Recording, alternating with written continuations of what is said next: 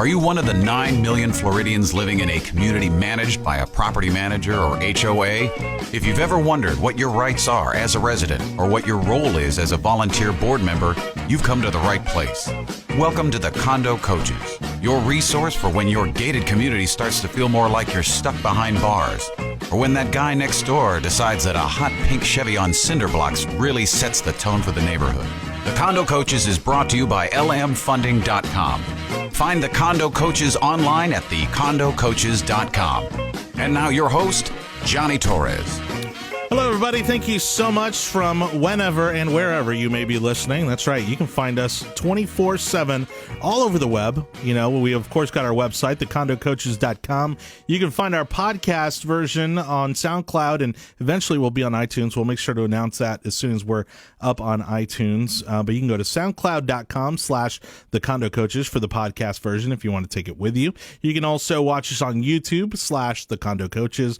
Right now, we're streaming live on Facebook.com/thecondocoaches. We're everywhere, Dean. Oh, it's crazy. I mean, it's amazing. Coast to coast here in Florida, being in all the major markets, Orlando, South Florida, and Tampa Bay. It's been incredibly exciting, to now be in our fourth show.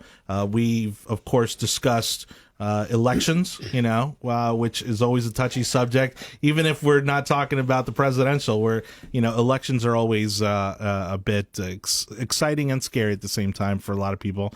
And then the episode before that, which was a heavy hitter, which is the budget episode. And you can find all those on YouTube, on SoundCloud. We've got them all up there for you to watch whenever you want.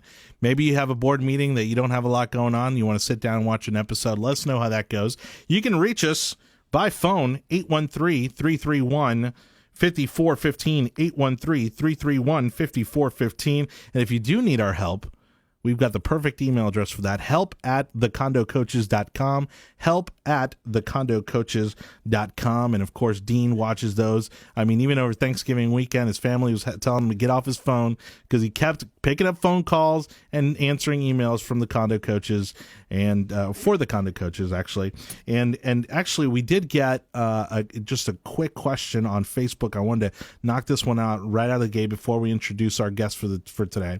By the way, Dean Akers, our head coach here at the Condo Coaches. Dean, did you have a good Thanksgiving? I had a wonderful Thanksgiving, Jonathan, but you're absolutely right. The job after 4 episodes has been insane, the amount of response we've gotten. I actually had a call on Thanksgiving Day. Oh, man. It never stops. Nope. That's but, hey, right. We're doing good work. Well, we love it, right? Absolutely. It always feels good to help people out. And so, actually, we did get a question on our budget episode, which was a resident saying that they weren't really getting a lot of details from their board of directors on where this money's going. People nowadays, transparency is very big with people, whether it be government or whether it be your community association. And so if someone's getting basically a little bullet point saying, this is how much money we have and this is how much money we've spent, and they want a little more kind of meat to that, what would be the best course of action for them to take? Well, what a perfect time for a Facebook question, because I happen to have a phone call, too, with a separate listener. And the listener asked me the same thing, and we actually met with them as a condo coach with one of our other peoples that brings expertise. And what we found was, or what we showed them was, is all they need to do is email their management company and ask for a detailed general ledger transaction for expense items for the year. And what it'll come back, it'll tell every single check, every transaction in there, and they can look and see exactly what it is. And pick it apart. And Yeah, and again, I mean, especially in some of these communities where you are paying a lot of money, to live there and for the community or the condo to be maintained, you want to know where your money's going. You want to know if it's being spent responsibly, and it is your right as a homeowner to know exactly where that money's going. And so I just felt that was a good one to kind of just start off the show. But of course, we are going to go in a bit of a different direction today. You did say you had some other calls you wanted to talk about. Give us an idea of what you're hearing from people who are listening to the Condo Coaches. Well, they're really coming with ideas or questions that they have on all facets. We had one person call us in particular about their 40-year certification. So they want to they're down in our South Florida area, the Miami-Dade area, and they want to get a coach in to help them look at what they need to do and how they need to source out the 40-year certification.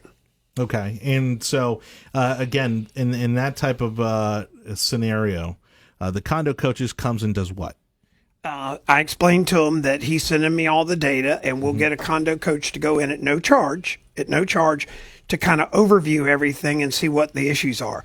The interesting that came out of this, they need to figure out how to get their 40-year cert, and they need to get the money. Out of the sets of questions that our condo coaches were asking, the problem is their homeowners weren't paying their assessments. So the bigger issue was their assessments. And then when I asked them, well, why not? They said they couldn't afford an attorney to deal with the assessments. So they've got kind of a compounding situation that we'll be able to bring several different coaches in and really help that association. Well, the epitome of the rock and the hard place, because you got to spend the money to get the assessment, but then the residents may not necessarily have the amount of money necessary to get those assessments done. And as a condo coach, we have coaches that are various companies across the state.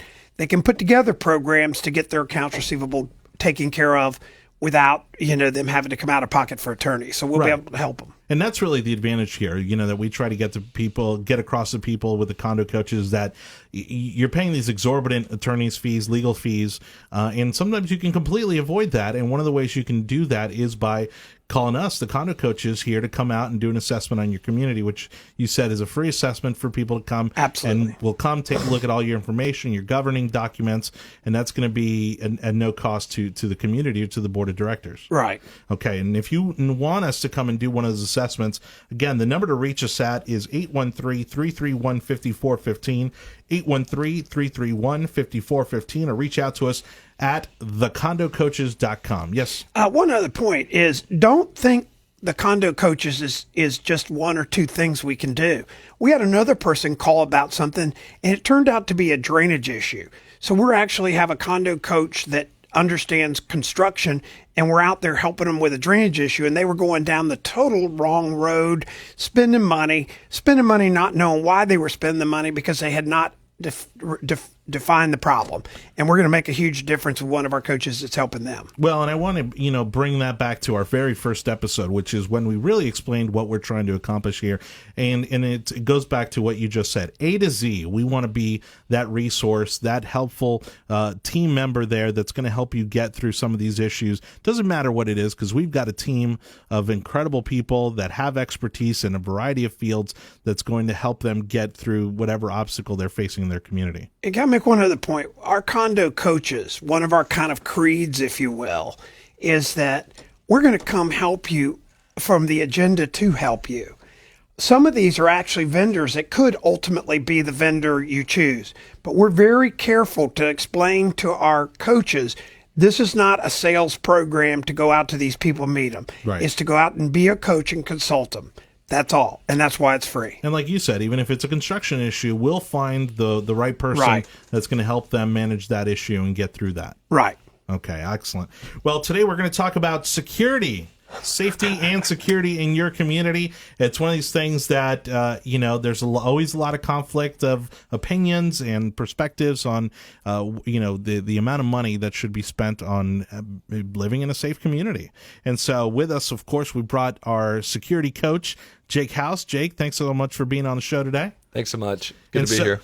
And so, again, we bring in experts. We bring in the right people for the right jobs, and you manage security contracts pretty much through the Southeast, Texas, Tennessee, and across 6 states for a major security forum. Now you're with the Condo Coaches, again, advising on security issues and safety issues in a community. Tell us, when you're talking about budgets, going to a previous episode, what is a reasonable amount that people should be looking at spending in terms of an overall budget? Well, John, you've got two different things. You've got your technology piece, which could be the gate to go into the community or to come out of the community. Then you also have personnel. So it's really defining those two pieces, the technology piece and the personnel piece. So depending on the size of your community, it could range anywhere between $20,000 for a patrol officer up to $500,000 for multiple personnel plus technology. So it's a large piece. And we're talking about card scanners and cameras, and there's all kinds of stuff you can put out there to secure your condo or your community, right? Absolutely. The technology is endless. Okay, and so we're going to definitely get into the security issue. We're going to talk about not only the cost, but also the best approach and what is the right security depending on your community. Because again, it's not a one-size-fits-all type of approach. We're definitely going to get into that. If you have questions on this issue, again, you can reach us at help@thecondocoaches.com. That's our email address, help@thecondocoaches.com. You can call us 813-331-5415, 813-331-5415 on our website, thecondocoaches.com. And if you can't listen to the whole episode right now, again, you can catch it back on YouTube, Facebook. You can also catch it on SoundCloud at soundcloud.com/thecondocoaches. We're talking security, but that doesn't mean that's all we got to talk about. You know, Jake is going to be joining us for the entire show today. And of course, we've got the head coach. So we're ready for any and all questions that you can throw out there. When we're talking about the percentages, right? You mentioned something before the show started. You said that it's 10% of your budget that can be spent on security, or that if it's more than 10%, if you could just clarify that for me. No, if in your budget, if a line item, any line item, so it doesn't just have to be security, is greater than 10%, then you should get 3 bids, or at least have competitive bidding. Doesn't mean you have to take the low bid, but you have to review it. It's just not your buddy, the guy that does security. All right. Sounds good. Well, we're going to go ahead and take a quick break. When we come back, we are going to talk about exactly the bidding process, right? And we're going to talk about how much you should or shouldn't be spending on security measures in your community. Again, 813-331-5415. help@thecondocoaches.com is our email address. The Condo Coaches Online. We'll be back.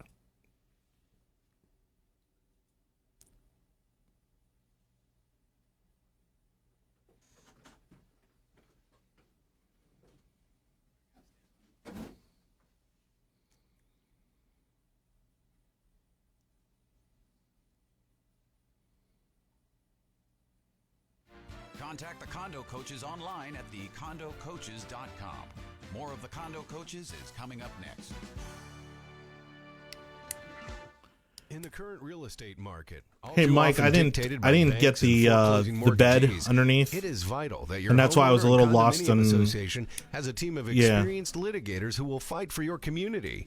There are many alternatives to banks that that's fine. Yeah, I couldn't hear the bed underneath, so I didn't know if when to go out. And costs from unit owners that don't pay. Okay. This also impacts the paying owners. Business Law Group can help with this unfair situation and offer multiple solutions that can help break this logjam. Their office is comprised of attorneys with experience in homeowner and condominium association law. The next time you need a professional law firm to represent you, call Business Law Group. Bring in the team that's going to fight for your community. Contact the Business Law Group. Their phone number is 813-379-3804. That's 813-379-3804. Or visit blawgroup.com. blawgroup.com. Welcome back to the Condo Coaches, online at thecondocoaches.com. Here's your host, Johnny Torres. He's up here.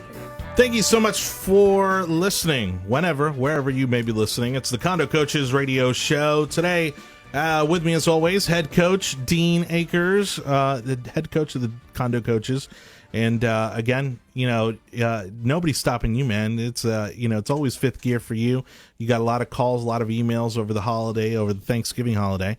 Hopefully, it kept you awake, after that turkey coma, right? Did you get some? Well, with 9 million people living in residence, I figured somebody might get a hold of me, but I had no idea, Jonathan, how good a job we would be, or the opportunity we'd be providing for condos across the state to really find information. It's been hard to get. Yeah, well, and that's the thing. I tell people it's, I think people want to do the right thing. They come in here wanting to volunteer their time to serve on a board of directors, and once you jump in there, like there aren't many places to go for information. For people to get really caught up and knowledgeable on what their role is on a board of directors, and that's one of the things that the Condo Coaches aims to do here, as well as, again, we talked about in the first segment, even construction issues. If you're having some construction problems, some drainage problems, we can even help you out with that and make sure that exactly what leverage you have in that type of situation in your community. But today we're talking security. Jake House is our security coach today, and we're talking all things security. We were saying how if it's more than 10% of your budget, at that point there needs to be a bidding process. Tell us a little bit about what the best way to handle that bidding process is. Absolutely. Well, before you go into the bidding process, you really want to look at what type of community you want, and that hinges on access, people coming onto your property, people coming off of your property. Do you want that to be a barcode scanner? Do you want that to be a little touch screen when you come into the community? So that's a big piece there, is what type of community you want. Once you nail that down, then you can start to look at different security providers, and usually it's a contract security provider. And you want to be involved in that process as a board member. Your management company will probably take the lead, but the more that you can be involved and the more you can ask questions, just like on the budget, the better off you're going to be in the end with that finished product when you're through with the bidding process. Now, in terms of costs, is there a difference between a condominium and, let's say, a single-family home community when looking at security options, or does that not really factor in? It's more about what those security packages entail. If you want to look at a homeowners association, you're probably going to have a gate and a physical security officer on a 24-hour period. So you got to think of, that salary for one person to be there at the gate 24 hours a day, 7 days a week, 365. So that's a large chunk of that is the actual personnel budget. Then it's the gates and the barcode scanners and all of the bells and whistles that you can add on to it. And so when talking about a condominium, right? Is it really necessary, whether it's single family home, whether it's condominium? Are there statistics out there that show that having somebody there 24/7 versus having somebody there that, for example, in my community where they start at maybe 6 o'clock at night till 6 o'clock in the morning, do you see any kind of different statistics in terms of how effective those measures are? Sure. Well, you have to remember that security is really, you can't prevent crime. And right. Of course, it all hinges on crime. But you can deter crime. And so if you have a patrol officer, as you mentioned, that's coming through your community sporadically, it's going to be hit or miss. There's going to be a physical presence of someone coming by, versus if you have someone 24/7, you have a 24/7 presence. So there's a big difference there. Of course, cost is a factor. But it depends. Going back to my original point, is you got to look at what type of community you want to have and really start with the whiteboard and say, we want a very safe community and we're willing to pay X amount of dollars and kind of work back into it. So it's also taking a look at the surrounding factors as well, I'm sure, in terms of what other communities are around you, what the crime rate is, in your area. And when talking about the bidding process, because really, it's a big decision, because not only the amount of money you're going to spend, but also the fact that people's personal safety is dependent on this service. Give us some best practices in terms of, in the bidding process, what to look for. What are some of the the things you should be looking for, or the things that should automatically disqualify someone in the bidding process? Absolutely. I think it all starts with any reputable contract security provider. It should offer a free, no hassle process to come and survey your property.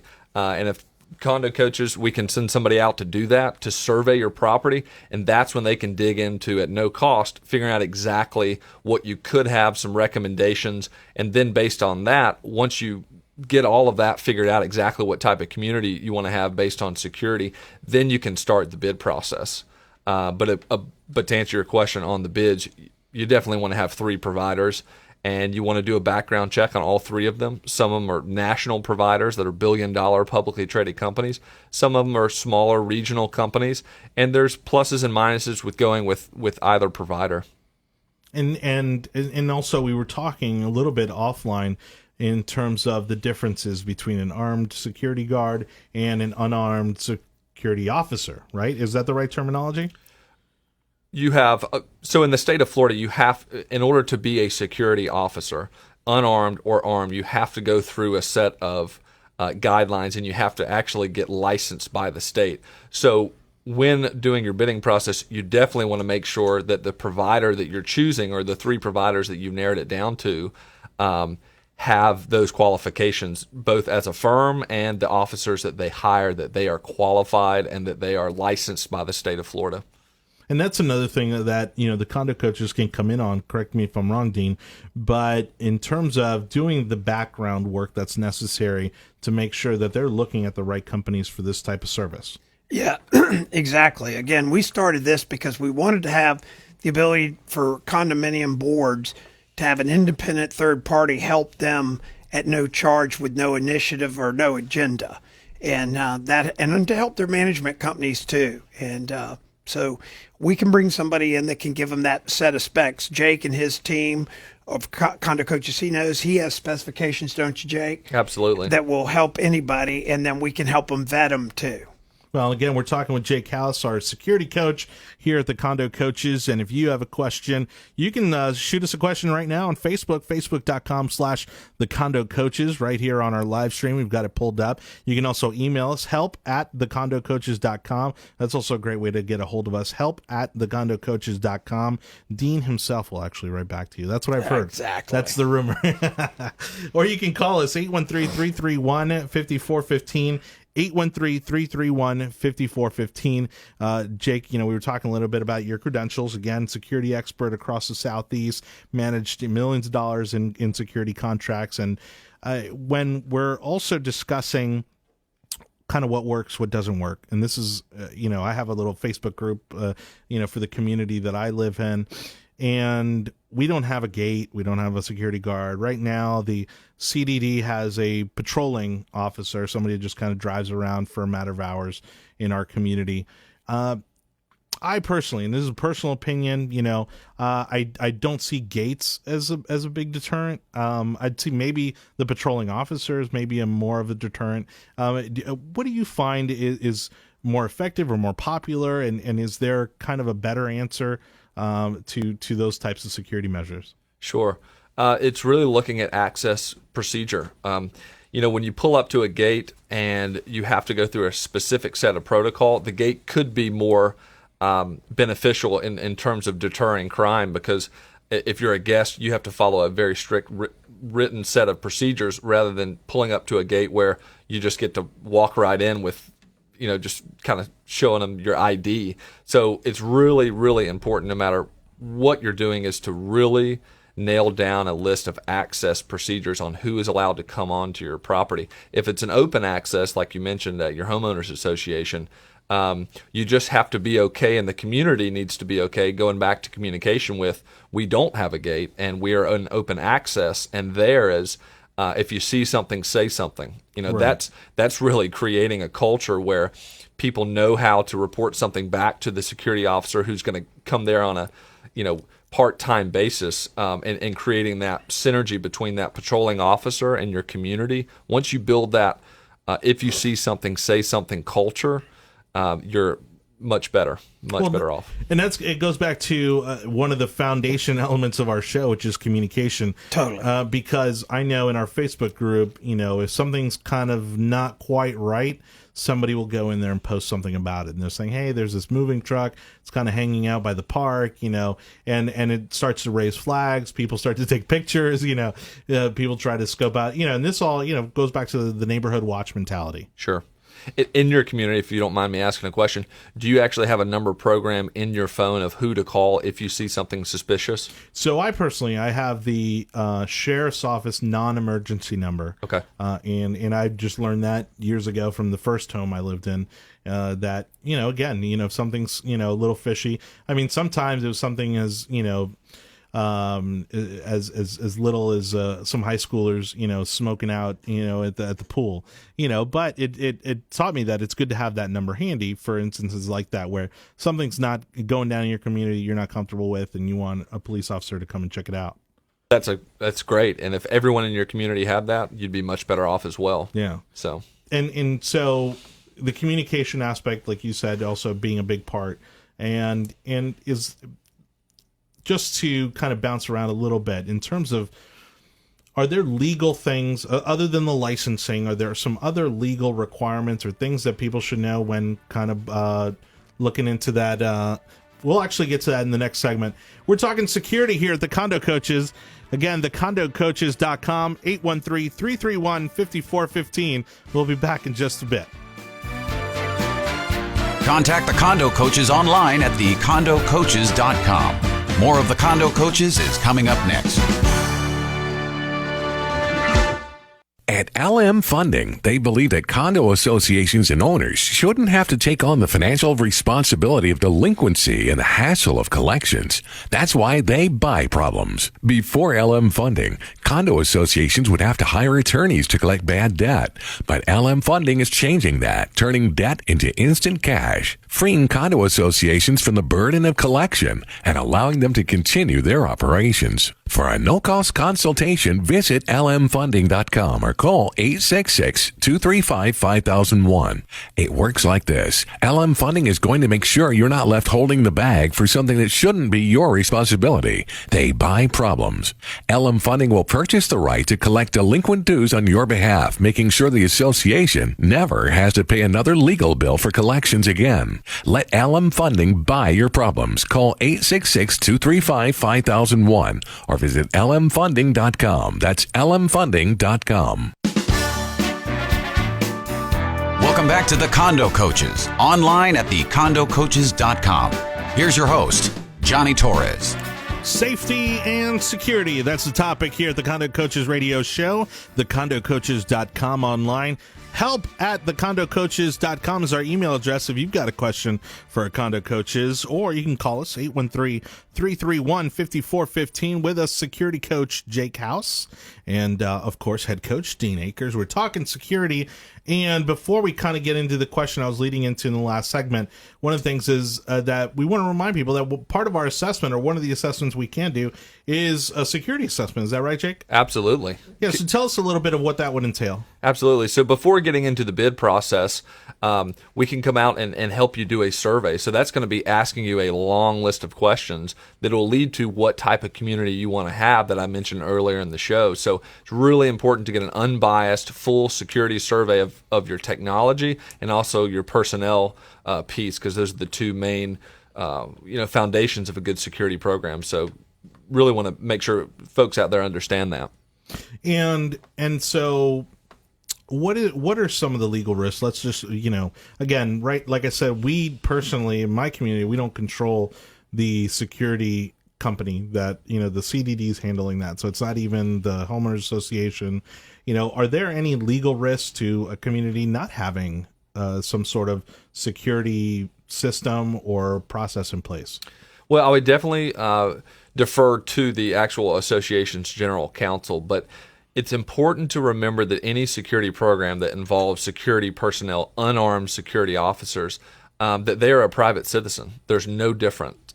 They do go through a 40-hour state certification exam to be certified unarmed security officers, but they're only allowed to observe and report. So just like a private citizen, they cannot take action. When they observe, they can call the police, they can take down all of the information, license plate, but they can't act on it. So okay, but let's say there's a community with nothing. Let's say you live in a condominium that has no security measures in place. Is there any legal risk to that condominium association for not having security measures in place? There could be potential risk there, and it's important, again, to consult your general counsel, but it's generally taking reasonable action to secure and safely monitor the activities and the of anything on the property, because it is a community. It's not a single family home. So, but we can look at that again in the security survey. We can look at your declarations. We can look at your documents, the state statutes, to give you some best practices on how to set up one of those programs. So. And when we're, there's so many things out there. There's gates, and of course there's cards and scanners, and closed circuit television. How far should somebody go? I mean, to what extent do you feel is reasonable? I realize this obviously is going to be a case by case basis, which is why we would come out and do an assessment before you get into the bidding process. But do you feel that, is there maybe a step gone too far that you see sometimes? What is maybe some of the experience you've had with maybe them taking the security measures a bit too far? Absolutely. A couple years ago, I was in Philadelphia for the largest trade show for the security industry, and it was a football field after a football field of all of this electronic security equipment. You can really do anything. They have retinal scanners now. So Absolutely. You can go too far. But it's important to think about what type of community you want to have first, and then build into that. So, and really, you just want to make sure that the right folks are coming onto your property and that the folks are able to leave. That's important. So you don't have to get so complicated. You want a good system that works and allows people to come and leave based on the set of procedures that your community comes up with. Now, Dean, again, going back to our cornerstone, communication. Is this a situation where you may want to call a special meeting of residents and get their feedback on what they feel is acceptable or what they're comfortable with? Well, interesting observation, having worked with a lot of developers that are building out and stuff. Security in most developments is an amenity. It is a total amenity. It's just like a swimming pool. And depending on the valuations of the development, actually, the more sophisticated the security, you usually see returns in that in the property value. Absolutely. So it's not just an expense. And so a lot of times people look at it, it's an amenity. So realistically, when we do a survey, or one of Jake's condo coaches that does a survey, we may want to look at how a comma could enhance this amenity for very little dollars and really make the value of that condo or homeowners association go up and be incremental to the cost of the whole program. So it's a true amenity too, right, Jake? Oh, absolutely. And it's just amazing the amount of information, the amount of security equipment that's out there and I'm glad you brought that up. It is an amenity. And going back to what type of community you want to create, you can create some really amazing access points where you pull up and you don't do anything. It just scans a barcode that's on the front of your the front of your lights. That's usually where they position it. Boom, the gate pops open, and that can be great for a community and enhance property value. So that's a great point. No, and the first community I lived in, we had a gated community with a keypad, right? And then the guests, had to call in to the resident to be. That, as you said, was a deterrent, but it did not prevent crime. We still had some incidents. And then there were people who wanted to step it up and introduce closed-circuit cameras. Again, how do you find that balance? I have to make a point because you made a great point. I happened to go to a gated community the other day as a condo coach. Mm-hmm. I pulled up. And I didn't see the box to call in, so I pulled over to call my contact inside. A car pulled up, the gate went up, I shot right in behind him, and bingo, I was inside. I'm glad you brought that up, tailgating. And that is something that every community deals with. You can zip right in behind somebody, and there are ways to prevent that. Yeah. Well, I've seen, my dad, for example, lives down in South Florida, lives out in Pembroke Pines, and so they have the double gate, Exactly. Like a lock almost. Sure, yeah. So it's like you got to wait for the one to go down, for the other one to come up, and again, I'm thinking that there's probably some statistics out there as to how effective these things are, but when you're talking about 10% of your budget, let's say, just to kind of hit that number which we hit earlier, would you say that's a reasonable amount? I mean, you said it's an amenity, so does it equate to the amount of value, the return you get for having that amount of money spent on security? I'll defer one thing to Jake, but I've been in South Florida where you have gated community. I'm talking about a condo, a high rise. Sure. You have a gate to get off the street. You have a gate to get in visitor parking, and then you have a guy that takes your car and parks it somewhere. You're going on these steps, and then you go to a guy that's sitting at a desk right behind the desk that the guy just checked you out. So there's about 5 points going in there. I guarantee you those residents love that. Absolutely. And again, that is probably the type of community that those residents want. So when you go out with a whiteboard and you figure out exactly what type of community you want to create from a security standpoint, you can build back into it and have multiple layers of security and points of access. And that's more than 10% of their budget, probably. Absolutely. Yeah, and do you have any idea in terms of again, we were talking about it being an amenity, the return in terms of value on your home. Do we have any idea of kind of what that would equate to in terms of value? So actual return on the value, the estimate, that'd be an interesting piece to look at in terms of what it costs. You could easily back into the cost of what it's going to cost each resident, and then they can make that decision based on if that's something they want to put into their budget.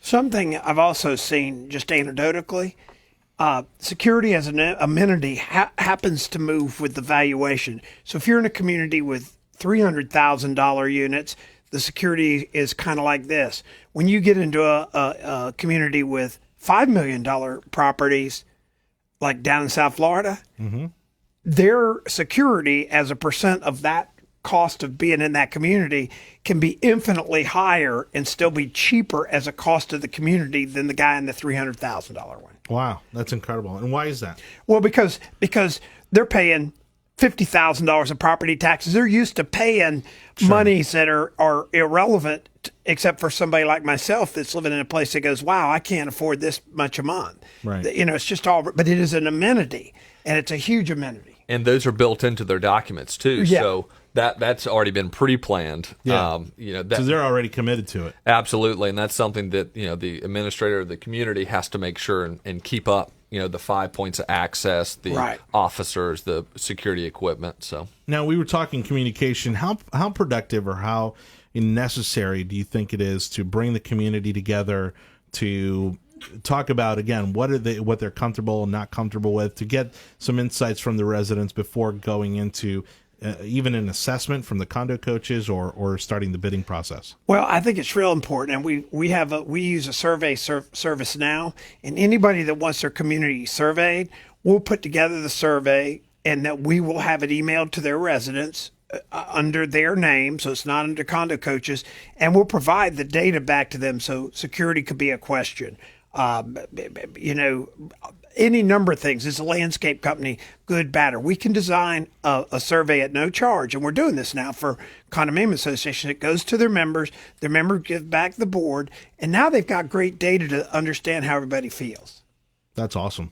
Well, and again, I mean, whenever it comes up in my little Facebook group for my community, I know that, all of a sudden you've got 100, 200 comments because everyone has a different, perspective or a different opinion on what they're comfortable with in terms of not only spending, but what they feel is effective just based on their own personal experience. And what I've seen too in these communities is that if they use a contract security provider, boards will invite the contract security provider to come to a board meeting and to answer those questions, because a lot of times it's misunderstanding or miscommunication about what the services that the provider actually provides them. So it's important to get involved and to get those questions answered.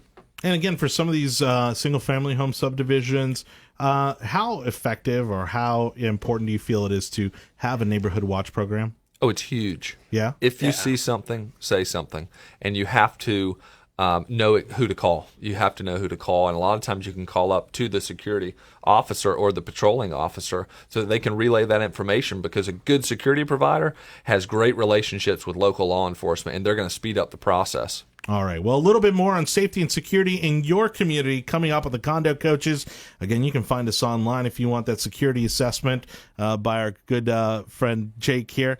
And you can get that at thecondocoaches.com. 813-331-5415 is our number. More of the Condo Coaches coming up after this.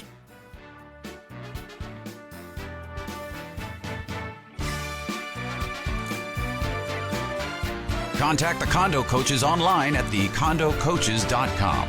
More of the Condo Coaches is coming up next. In the current real estate market, all too often dictated by banks and foreclosing mortgagees, it is vital that your homeowner and condominium association has a team of experienced litigators who will fight for your community. There are many alternatives to banks that aren't paying and just stalling. Business Law Group fights for community associations to collect past due assessments, fees, and costs from unit owners that don't pay. This also impacts the paying owners. Business Law Group can help with this unfair situation and offer multiple solutions that can help break this logjam. Their office is comprised of attorneys with experience in homeowner and condominium association law. The next time you need a professional law firm to represent you, call Business Law Group. Bring in the team that's going to fight for your community. Contact the Business Law Group. Their phone number is 813-379-3804. That's 813-379-3804. Or visit blawgroup.com. blawgroup.com. Welcome back to the Condo Coaches, online at thecondocoaches.com. Here's your host, Johnny Torres.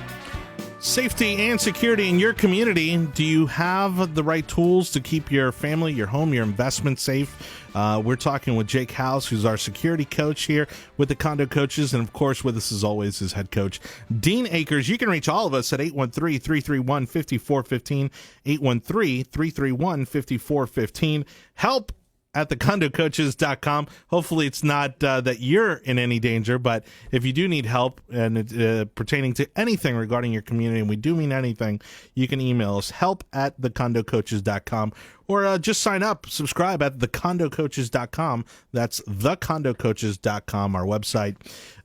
And don't forget, we're everywhere. Facebook, YouTube, SoundCloud. Just look for the Condo Coaches, and you can listen to these shows anytime. Share them with your board of directors, because I'm sure they need all the help they can get. And so it's talking security and safety. We were getting into a little bit of Neighborhood Watch. We were talking about Neighborhood Watch and how important that is. And it goes back to communicating as a community, because really, I mean, it's nice to obviously have the local sheriff's office come in, do a presentation, kind of give you the nice sign that you can place, somewhere in the community for it to be visible. But give us some background on really why that's so important to have a Neighborhood Watch program in place. Absolutely. One time I was working with this community, and there was miscommunication about who to call, and if they saw something, if you see something, say something. We were able to bring everybody together in a room and really kind of educate them on what to do. And it was amazing how it decreased the amount of miscommunication on who to call and what to do when there was an issue in the community. And so huge piece of a security program, and I've seen it work in other communities where you just increase that communication and get everybody together in a room. Bring some donuts, bring some coffee, have a lunch and learn. And so I've seen some great results with those lunch and learns. Well, and I remember going to one some years back, and he came in, and obviously they go over some of the basics, because we forget the basics. Put on your alarm, lock your doors, make sure your sliding glass door is locked, those sort of things. But there's also a lot of self-defense, some of the, or also what to look for, that kind of insight that, the law enforcement officers are able to provide. And so that's an incredibly valuable service that they do for free. I know they'll come out and do it for free if you're able to get all the people together in your community. Absolutely. We had an association over in Orlando, and we went to visit with them and stuff, and we got talking about different things. Interesting story. They thought, back to Jake's point earlier, that their security were like officers, that their security could handcuff, arrest, hold, and everything else, until we had this open forum. And by the way, if any board wants us to bring coffee and donuts in, we'll be happy to do that. I mean, just if that helps make their life better. But it was interesting, this group in Orlando, they sat there and their eyes were big as saucers when we told them, or we shared with them, no, they do not have enforcement capabilities or responsibilities or what, authority or all the above. Yeah, absolutely. Well, and Jake, you mentioned, pretty much it boils down to they are within their legal limits to observe and report. Absolutely. And if they do happen to see somebody breaking into a house or somebody, stealing a car or something, really their options aren't any different than anyone living in the community. Am I right? They're no different than a private citizen. They stand there, they can take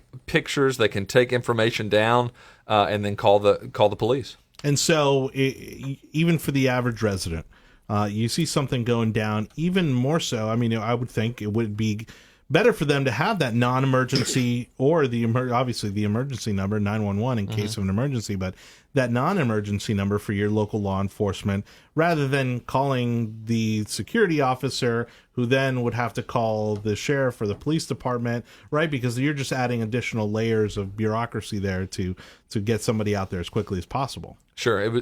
Again, it depends on the community. Okay. Depends on the community. But if I could just bring up a point real quick about equipment. We talked about you can buy the most sophisticated equipment, and I've seen where security providers come into a community. I was working with this particular community, where they bought this big brand new system. It was about 350 homes in this community, and they had a 24-hour manned gate. As soon as the equipment was put into place, no one knew how to use it. It was a total nightmare. Wow. I mean, it was a total nightmare. And it was when you pull up to the gate wouldn't open, and they didn't know where to go get the sticker. And that happens in these communities. And so you can have the best equipment in the world, but unless it is implemented correctly and everyone understands it and it's administered correctly, you could really have a mess on your hands. And I've seen that in some of the communities that we've helped around the state.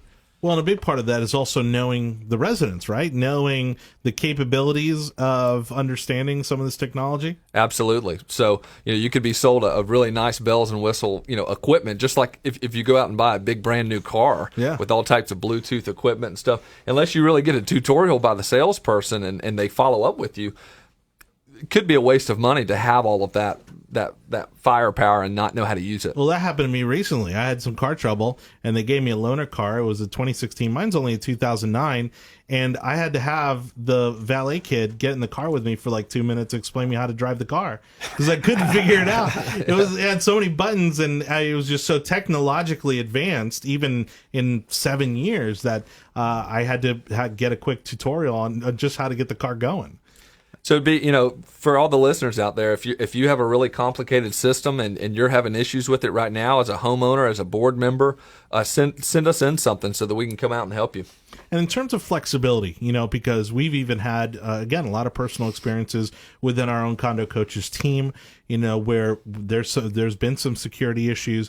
Are they typically very flexible with residents, granting special requests, like saying, hey, I don't care if it's the president, make sure you call me. Like if somebody comes up and asks to come up to my place, you're talking about deliveries, you're talking about all kinds of things. Are most companies pretty flexible on issues like that? Well, it goes back to the community, the actual provider. They just take the direction from the community. So it's really up to that community to say, here's how we want to run our program. And when Domino's comes to deliver a pizza, what do we do? I mean, you've seen that where residents get frustrated because guests aren't able to come through and see them, and it's a hassle. Right. So there are rules. It depends on how flexible the community wants to be. And I'm sure this is a case-by-case basis depending on the company you hire, but is it better to relay kind of special requests like that to the individual security officers, or do you kind of go higher up to the community, to the company, and saying, hey, this is an issue, the special request that I have, can you please see that this is implemented with all your staff? Typically through the property management company. If you have a great relationship with your on-site security, which I highly, highly recommend, those folks should, that work your gates and that run your security equipment should be getting Christmas presents and should be, they're a part of your community, and so they're really unbelievable, great people out there that are working in security booths, around the state, and so they can grant special requests, again based on what's acceptable. Well, and that brings a good point because, in my community, for instance, there's a woman who, by my measures, should probably be retired by now, but she's driving around in a patrol car. But again, within the legal parameters of observe and report, which is all she's able to do, she's probably great at that job. Absolutely. Yeah. Absolutely. And go up and say hello to her, ask her what's going on in the community, engage your security folks, and I think you'll have a better result. Well, and don't underestimate them, am I right? I mean, because also these are folks that are looking out for your best interests. They know everything. See no evil, hear no evil. They know everything. Yeah, sure. Absolutely. And by the way, that could be its own situational comedy show, is what security guards know. It's unbelievable. It's unbelievable. That'll be the next sitcom. Yeah, exactly. Yeah. And, give us some idea, in terms of what's out there that you see might have the potential. You talk about going to some of these trade shows where there's a lot of new technology. We got about a minute left here. Sure. What's kind of the one new kind of hot thing that really maybe turning the tables here on some of these security issues. Absolutely.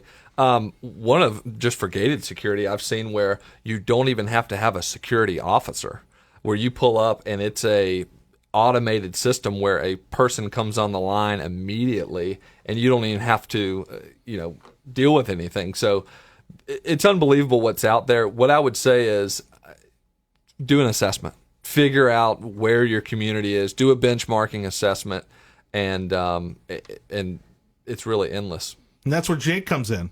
So we're going to call, if you want a security assessment from our security coach, Jake House, you can call us 813-331-5415. That's 813-331-5415. Anywhere in the state of Florida, we'd be more than happy to come out to your community and talk to you, do either a security assessment or a board of directors assessment. We can do that as well. And of course, you can harass Dean via email, help@thecondocoaches.com, help@thecondocoaches.com. And of course, our website, thecondocoaches.com, is where you can subscribe so you don't miss a single episode. It's been the Condo Coaches Radio Show. Thank you so much for listening. See you next time. You've been listening to the Condo Coaches, brought to you by lmfunding.com.